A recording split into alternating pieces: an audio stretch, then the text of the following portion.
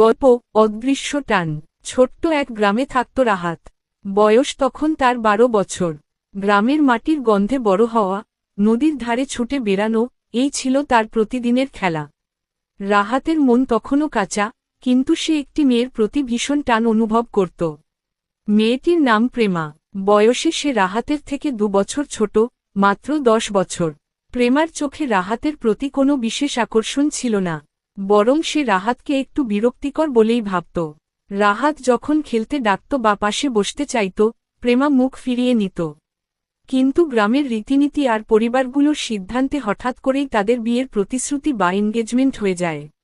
বয়সের দিক থেকে তারা তখনও কেবল বাচ্চা, কিন্তু গ্রামে এই রকম ঘটনা খুব অস্বাভাবিক ছিল না। আংটি পরানোর পর রাহাত মনে মনে ভীষণ খুশি হয়। সে ভাবে, প্রেমা এখন তার চিরসঙ্গী হয়ে গেছে। হয়তো একদিন সে হাসিমুখে তার পাশে দাঁড়াবে।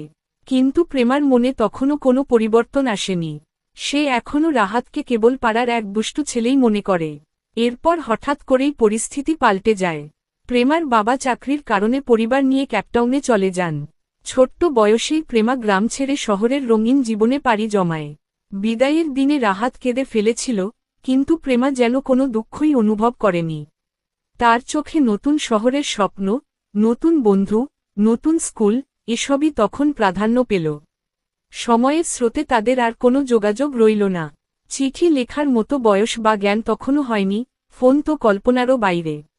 কয়েক বছরের মধ্যেই রাহাত গ্রামে থেকে কৃষিকাজে মন দেয়, আর প্রেমা শহরে পড়াশোনায় ব্যস্ত হয়ে যায়। তবে রাহাতের মনে প্রেমার স্মৃতি রয়ে গেল এক অদৃশ্য ছায়ার মতো। সে প্রায়ই নদীর ধারে বসে ভাবত প্রেমা এখন কি করছে, তাকে আদৌ মনে রেখেছে কিনা। অথচ প্রেমার জীবনে রাহাত যেন একেবারেই হারিয়ে যায়। রাহাতের ছোট্ট হৃদয়ের টান অদৃশ্য থেকে গেল, আর প্রেমা নতুন জীবনের পথে হেঁটে গেল বিনা দোষে, বিনা টানেই। দ্বিতীয় পর্বের জন্য ভিডিওটি লাইক করে চ্যানেলটা সাবস্ক্রাইব করে দিন। ভালো থাকুন সবাই, আল্লাহ হাফিজ।